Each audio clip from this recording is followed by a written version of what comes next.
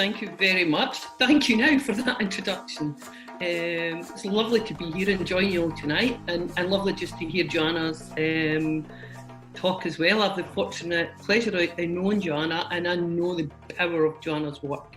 And Joanna did go a long way to help me healing on my thyroid journey. I had thyroid a few years ago, and Joanna was very instrumental in helping me heal that. So thank you, Joanna, and thank you for your lovely talk. So yes, my story begins with me standing in my boss's office, and my boss saying, can I correct that? Me hearing, you're not worthy. That's not what my boss said, but that's what I heard. Yeah, I'd been in the fortunate position of having a seconded post and delivering stuff that I was really passionate about, delivering programs that I was really passionate about across our county, and I thought I was doing a great job, and I was really enthusiastic about this, and was keen to see where it that I would get kept on, and I had great big visions for myself. However, when my boss told me that day that they weren't going to keep me on, and that was the end of my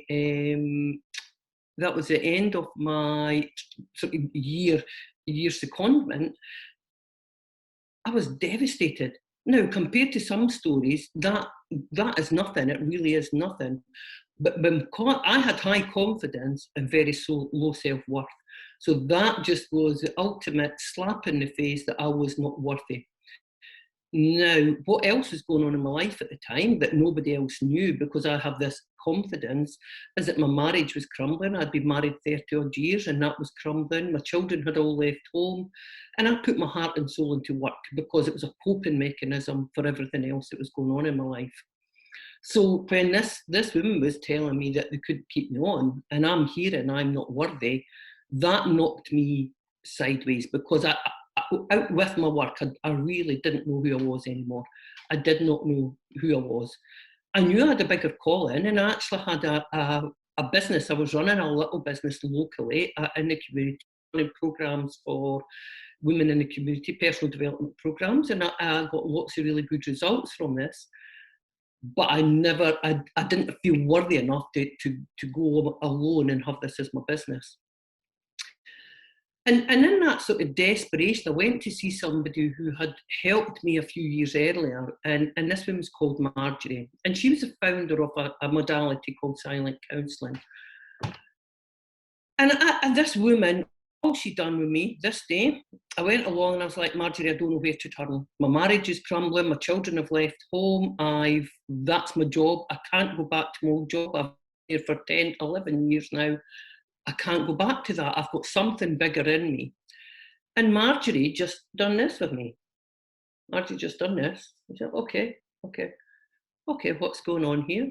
So Marjorie told me from just doing this stuff with my arm that I had a fear of success. That actually I didn't have a fear of failure, I actually had a fear of success. And that just blew me away, because logically that did not make sense. It did not make any sense. And I was reminded of the Marianne Williamson quote, we are more frightened of our power than our kind of weakness. And as Marjorie helped me unravel that, it made a lot of sense. Who would I be if I was successful? Where would I fit in? What would my friends think? And brought up in Scotland, there's a very culture of just keep in your box, don't get too big for your boots, as they would call it. So for me, being successful would mean I was getting big for my boots. So how could I be successful? So Marjorie, doing the magic that she does, Marjorie helped me go to certain points in my body and release this fear of success. Yet again, I'd been to Marjorie before, and yet again, I left Marjorie's office room, the therapy room that day, feeling like I could take on the world. I was like, I just feel amazing. I still hadn't quite worked out exactly what she'd done, but I knew every time I went, she left me feeling amazing and like I could take on the world. A few days later, I was able to go into my employment and say, okay, I'm leaving. I took that leap of faith and I said, I'm leaving a full-time, secure, well-paid job, I knew that I was doing the right thing. I knew I had a bigger calling in me. There was something bigger calling me. And it was the best feeling in the world, and the kudos I earned from doing that, because I was starting to walk my talk. People are going, wow, you're so brave, you're so brave. And so for a while, everything was falling into place. Life felt good, everything was falling into place. Very quickly, some months on, my marriage did fall apart. I'd been married 31 years by this time. My marriage did fall apart. The children had all left home. And before I knew it, from going from being in the midst of a team and working with lots of different people and living in a family home since I was 19, I'd been with my husband and we'd lived in a family home with children young. I suddenly was working on my own and living on my own. And the best way I describe it was like somebody had ripped off my arm, my right arm, and told me to find my way back. And what I'm proud to say is I did find my way back, but it took me a lot longer, and it certainly was not a linear journey. And on that journey, I was by now trying to develop my business, but I was running my business, and as Joanna said, we've got this programming in us. I was running my business with this low self-worth, high confidence, low self-worth, and that's what was in my programming. So unbeknown to me, every time something wonderful would happen, I didn't know, but it would fall out my hands. It felt to me like I would get one opportunities and they would slip fingers. I would a global contract and it never happened. People were asking me to do things all over the world, and then it would slip out my hands. That's the best way I could describe it. So 1 minute I was up here saying, "Wow, I've made it," and 2 weeks later it was like, "Oh no, they never got back to me." Everything just fell apart again. And that's how I went for a few years. And about 4 or 5 years ago now, I went to Marjorie and I said, like, I want to learn what you're doing with me, because this is so magical. I want to be learning this. And it was most simple but effective. It blew me away how simple it was, because it was so magical. So however, I trained in this and I brought this into my practice, and this gave me an absolute confidence with my practice. So I was getting better and better at transforming the lives of others. People would tell me time and time again, "You've transformed my life, you have transformed my life." And I was able to call myself a life transformational coach with confidence. However, it was one thing being a life transformational coach and changing other people's lives. It was another thing recognise my own worth and ask them to be paid for it. Coaches were telling me time and time again I was worth X amount of money. I needed to put my prices up. I needed to put myself out there. But my confidence was high, but my self-esteem and self-worth was low. And that had been knocked quite a bit because of the journey I had been on. So I went on business program after business program after business program, always wondering what was wrong with me. Why was this just not making sense? Coaches were getting frustrated with me because I was never doing the work that they were asking me to do. I would go round in circles trying to find my niche. I would sabotage. I had this imposter syndrome. I would procrastinate. And it was only a few years later, I spoke to a coach, and he says to me one day, "Do you know you're self-sabotaging your bit? This is self-sabotage." And I was like, "What?" And you know how you might have heard something a number of times, but sometimes you very much hear it.